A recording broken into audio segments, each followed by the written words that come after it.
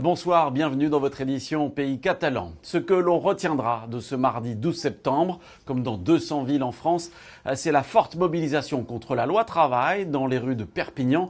Environ 4000 personnes ont défilé ce matin. C'est pratiquement autant qu'en 2016 contre la loi El Khomri. Un test réussi donc selon la CGT, dont le cortège a emprunté les grands boulevards de la ville.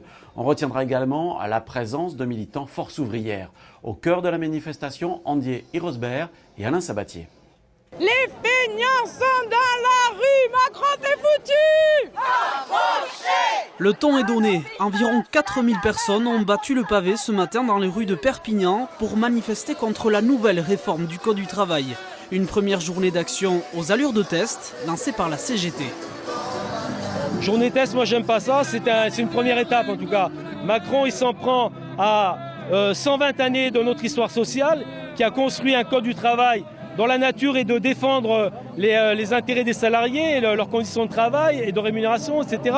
Et là, fondamentalement, on est en train de tout aplatir. Dans le cortège, des cheminots, des agents hospitaliers, mais aussi des pompiers ou des ouvriers du bâtiment, tous opposés aux mesures que contiennent les ordonnances de la réforme. C'est les indemnités prud'homales qui sont attaquées, il y a les allocations familiales, il y a la CSG. C'est la suppression des CHSCT, donc les conditions de travail. Nous, pompiers, on est aussi métier reconnu à risque, donc c'est des instances qui sont indispensables pour maintenir un service public de qualité. Pour ce salarié d'EDF, c'est tout simplement la sécurisation du travail qui est menacée. La précarité dans les entreprises, ça je veux m'y opposer. Je veux pas de précarité, je veux pas de CDIC dans mon entreprise, je veux pas de CDD senior, de CDD. Ils ont les moyens d'embaucher, il faut qu'ils embauchent.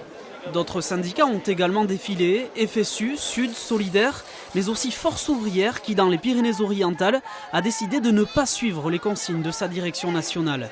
Il faut qu'on tire les enseignements de la loi El Khomri. On s'est essoufflé avec 14 journées de grève l'année dernière. Je crois qu'aujourd'hui, il faut construire le rapport de force différemment. Et comment donc ?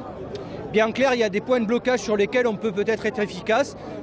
Que ça soit la CGT, FO, on a des bastions, on a des points forts. Je crois qu'on doit être en capacité de s'organiser pour réellement donner aussi un signal aux salariés de ce pays pour qu'ils s'agrègent à la mobilisation de manière plus déterminée et plus efficace.